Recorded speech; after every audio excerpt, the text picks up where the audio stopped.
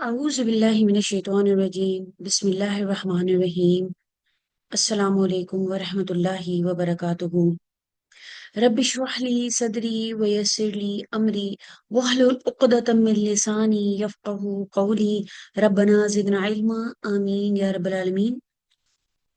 Let's continue with the تقديم, page number 8. We started studying and analyzing Tabir al-Qur'ani. Alhamdulillah, a very beautiful book by Dr. Fadil Samrai. So let's continue with the Taqdeem. Next page, we'll first do the Arabic text and then we'll translate, inshallah, um, the page. So let's see. ثم ثم قررت أن أدرس النص القرآني بنفسي فبدأت أجري موازنات بين كثير من الآيات من حيث من حيث تشابه, or you can connect it من حيث تشابه والاختلاف في التعبير وتقديم وتأخير والذكر والحذف, فإذا بذلك من أمور لغوية وبلاغية معنوية. We can stop here and translate. He is saying that Summa Karartu. So he's saying, so I do not see it like here. Then Summa Karartu an adrusan Nasrul Qur'aniya. Then I decided to study the Quranic text myself. بنفسي فبدأت أجري, so I began to conduct comparisons موازنات between بين كثير من الآيات. So I began to conduct comparisons between many verses in like in terms of من الآيات من حيث تشابه, in terms of similarities, والاختلاف and differences في التعبير in expression, والتقديم والتأخير, and like the تقديم and تأخير, the word order, like order and like here تقديم and تأخير, we know that the word order and precedence, the zikru has like mentioning something and omitting something, وما إلى ذلك من أمور, like here, and other linguistic, rhetorical أمور لغوية وبلاغية ومعنوية, and rhetorical and like or the semantics, like here, like manaviya aspects here. So then we have فحصها فحصا دقيقا فرعاني ما, here it is ma, then we have وما ما رأيت من الدقة في التعبير والإحكام في الفن وعلو في السند, وجدت تعبيرا فنيا مقصودا حسب لكل كلمة فيه حسابها بل لكل حرف بل لكل حركة. So here he is saying that from here he is saying وذكر حذفي وما إلى ذلك من أمور اللغو وبلاغية ومعنوية وأفحصها. Then he's saying then I examined and فحصا, this is فحصا دقيقا, I examined them carefully and precisely, and I was astonished at the precision I saw in the expression. So he's saying فرعاني ما رأيت من الدقة في التعبير and then he's saying the ruling and the mastery of the art وإحكام في الفن والألوي في الصنعة and excellence of the style or you can say in the construction. Like I found that every expression was deliberately chosen. وجدت تعبيرا فنيا مقصودا. Like I found that every expression was deliberately chosen with an exact calculation. حسب لكل كلمة فيه حسابها. Like with an exact calculation for every word, rather for every letter. لكل حرف بل لكل حركة. Like rather for every letter and even for every haraka. Like every here, like every fatha and every kasra, every dhamma. So then he is saying the next paragraph we are starting from here. وَكُلَّمَا أَمَعَنْتُ النَّزَرَ والتدقيق والموازنة ازددت بذاك يقينا وبصيرا. Then he is saying that, and the more I deepened like my observation, my precision, and comparison, the more my certainty and insight increased. ازددت بذاك يقينا وبصيرا. وانتهيت إلى حقيقة مسلمة بالنسبة إلي. Uh, and finally, I reached a firmly established truth, at least for myself. إلي وهي أن هذا القرآن لا يمكن أن يكون من كلام البشر. So that this Quran would never be the speech of humans. وأن الخلق أولهم وآخرهم لو اجتمعوا على أن يفعلوا مثل ذلك ما قدروا عليه ولا قاربوا. So he's saying that, and that if all of the creation, the first of them and the last of them, were together, uh, um, were to gather together to produce anything like it, they would neither be able to do so nor even come close. Wala karabu. Then he is continuing like, وَأَنَا لَا أَطْلُبُ مِنْ قَارِي أَنْ يُسَلِّمَ بِهَذِهِ الْحَقِيقَةِ حقيقة فإن هذا طلب لا مطمع منه لمجرد القول والادعاء. He's saying, and I do not ask the reader, like he's not asking us to accept this truth blindly. Like for such a demand cannot be met merely by words and claims. Rather, he's saying that what I ask is وإنما الذي أطلبه منه أن يخلعها عنه جلباب العصبية وينظر بروح علمية مجردة. وأنا لا أشك في أنه سيصل إلى ما وصلت إليه. So he's saying that, and I do not ask the reader to accept this truth blindly. Rather, what he's asking that I request, what I ask is that he set aside the he should not be biased, set aside the garment of bias, jilbab al asabiya, and look with a purely scientific spirit, purely scholarly sense. And I have no doubt that wa ana la ashuku that he will reach the same conclusion I reached. Like وأنا لا أشك في أنه سيصل إلى ما وصلت إليه. So he's asking the reader to look into this book carefully.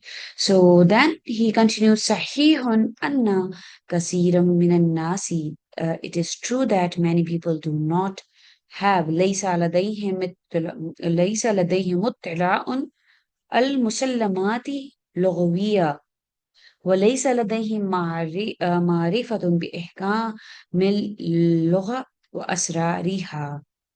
It is true that many people do not have the similarity with the مسلمات اللغوية, established linguistic principle.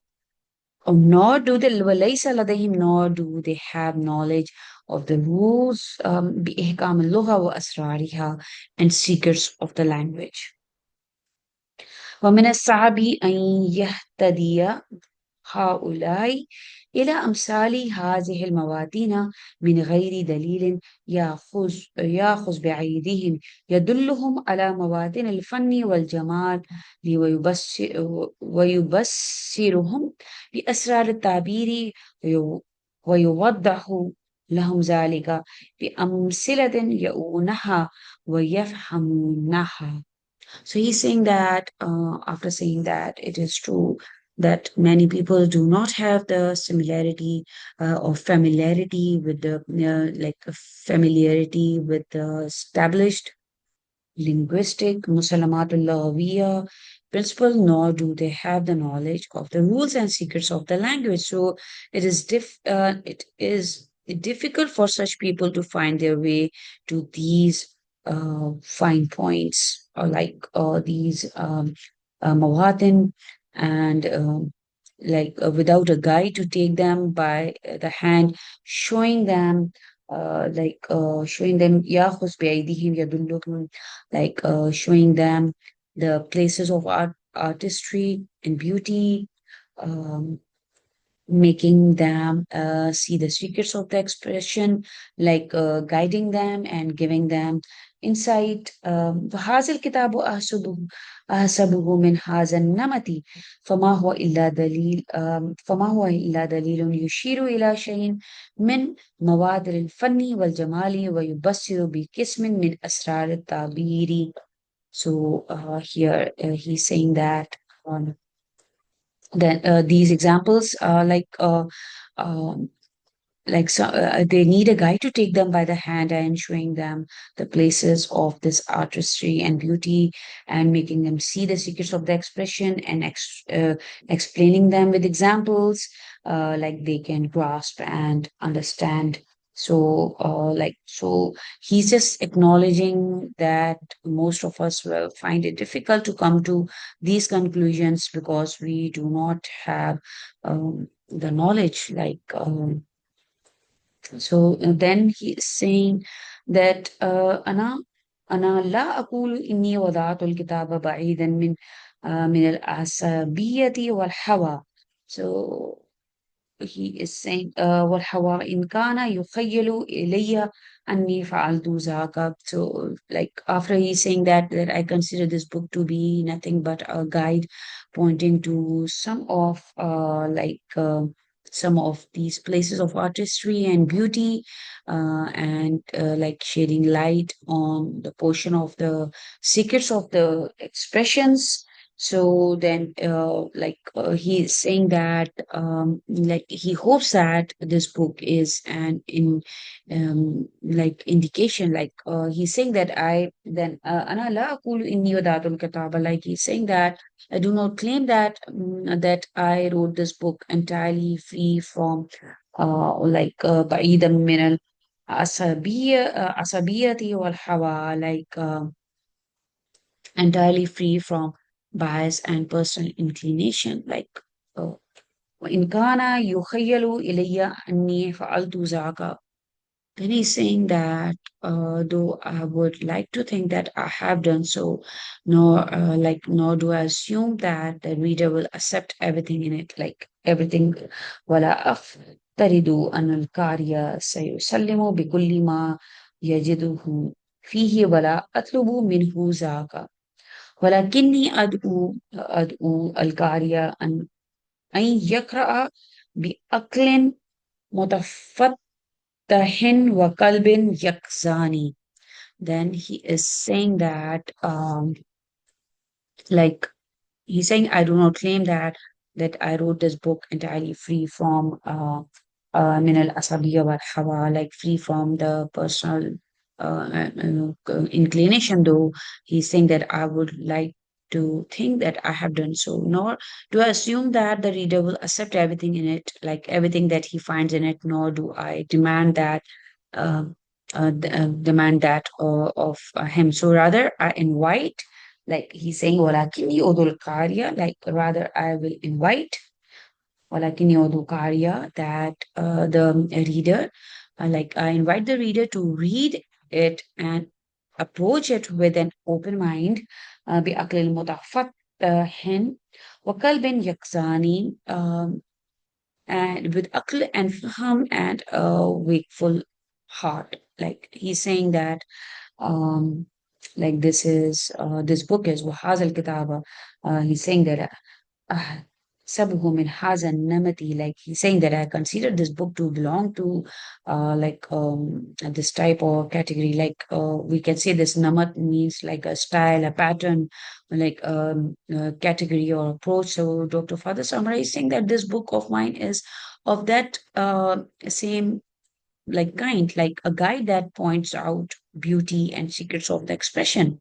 So, and for one to perceive what he had, no prior knowledge, like we are going to, inshallah, see the next page, the last page of the Taqdeem. وَأَنْ يَصْبِرَ عَلَى مَا لَمْ يَسْبِقْ له به علم من أمور اللغة حتى يريها وذلك ليس بأمر نسير. So he's saying that, and for the one to like who wants to learn it, to one who wants to perceive what he had like no prior knowledge of, like these all matters from these matters of the language. So hatta yaha, until he like he becomes aware of it, like he encompasses them fully. So, and wazalika laysa bi'amrin nasi, and this is not an easy task. So, and so this is not a difficult matter. So, uh, like and this is not that is not a difficult matter. So here he is just saying that and yasbir ala ma'alam, like anyone who wants to learn it, so he should be like, oh, he should have patience and like he's going to learn it until he is going to become aware of all of the matters of the language. Then and it is going to take time. وَظُنُّهُ مَتَى فَعَلَ ذَاكَ سَيُبْصِرُ مَا أَبْصَرْنَاهُ وَيَنْتَهِي إِلَى مَا انتهينا إليه.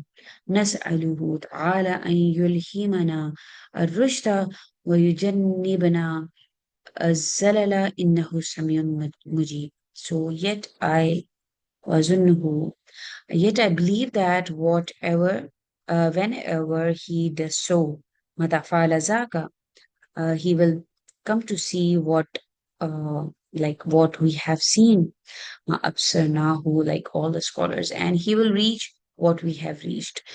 Then he says, he prays that we ask Allah subhanahu wa ta'ala, the most exalted, nasaluhu ta'ala, the most exalted, that inspire us with guidance, yulhimana al-rushda, guidance, and protect us from error, for indeed he is all hearing and all responsive. That's the author's opening note. And this is Dr. Fadil Samrai is saying about his book that he just started, how he started to just do this book. And he is saying about, he's telling us about this book, like explaining his method of comparison, comparing verses, and showing that the Quran's words choice and order are intentional and precise. Like he's inviting readers to approach with open minds, not just blind acceptance or like stubborn rejection. Like both, he's saying about the acceptance and the rejections both. Like he wants us to read the book with the approach, the approach that we have the open minds. We are not just going to blindly accepting it, and not just we are doing the rejection of the book. Like, why should we accept this book, or why should we follow his you can say his methodology. So this is the book, the taqdeem of the book.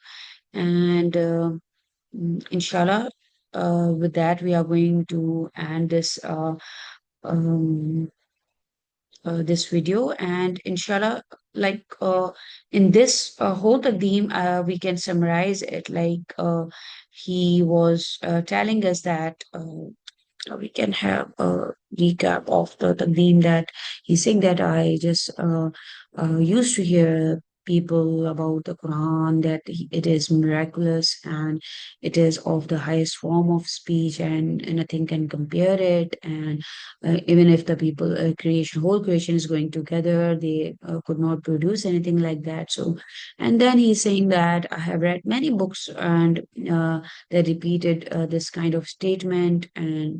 And he's saying that at that time, I used to think that it is all exaggeration and overstatement, and because of some their tassub and their akida. And then he said that I came across many of the explanations that they used as evidence for the Quran greatness. And like in the beginning, um, he wasn't fully convinced by all these explanations. Then he's saying that when I grew older, and then when he reached a stage of scientific maturity, and because of his specialization, he began to incline towards affirming this claim that Quran is a mu'jiza, inna Quran a mu'jiza. So he began to believe in that. So it became clear to him that a considerable portion of what was written was based on very it was very scholarly. And then he said that I decided to uh, study the Quranic text all by himself. So he began comparing the things, comparing the verses, examining them, their taqdeem and ta'khir, their zikr hasr, and everything about it, like the word choice, the word order, and then he said that I discovered that these were very profound linguistic and rhetorical matters, and that are full of the precision and artistry, and that every word and every letter and even every haraka in the Quran was placed with the deliberate intention. وجدت تعبيرا فنيا مقصودا.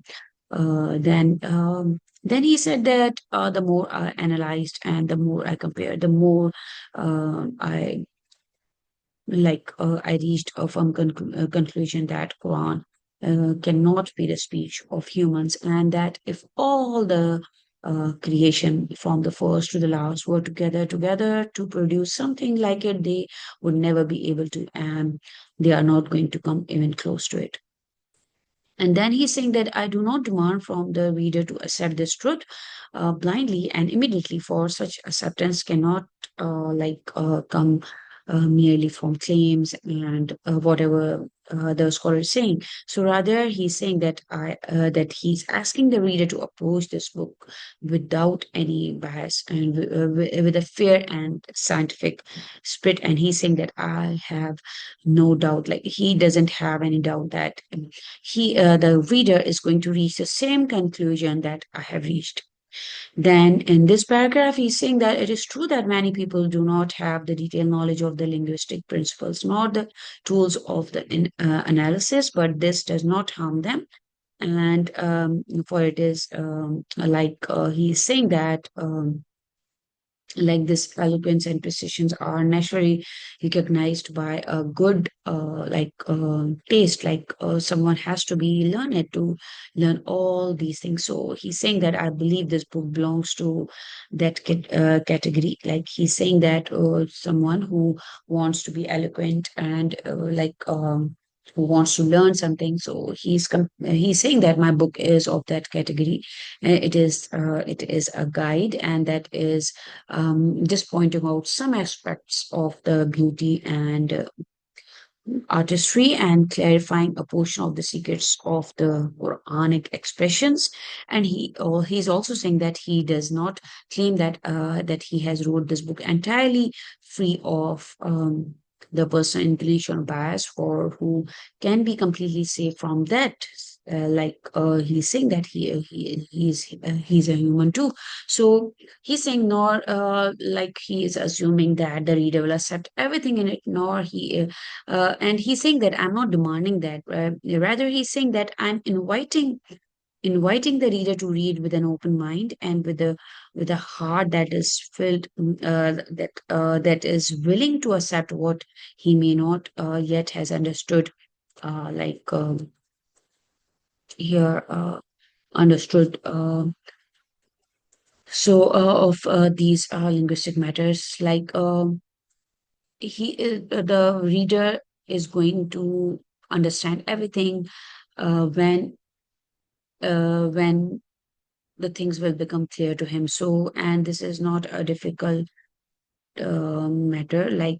And then he's saying that he believes that um, when the reader is going to do so, he is going to see what we have seen, and we have arrived at what, and he's going to arrive, and he's going to reach the point that we have arrived. So, and in the end, he's saying that we ask Allah Subhanahu wa Taala, the Exalted, to inspire us with the sound guidance, and protect us from the mistakes. Truly, He is all hearing and responsive. So this is now uh, the whole Taqdeem. Alhamdulillah Rabbil Alameen. Inshallah, in the next session, we are going to start with the actual book, Tabirul Qur'ani, inshallah.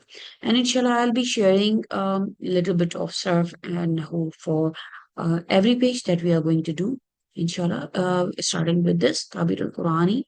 And with this page, inshallah, I'll be doing a little bit of surf and for all the students that are interested in the grammar of the book.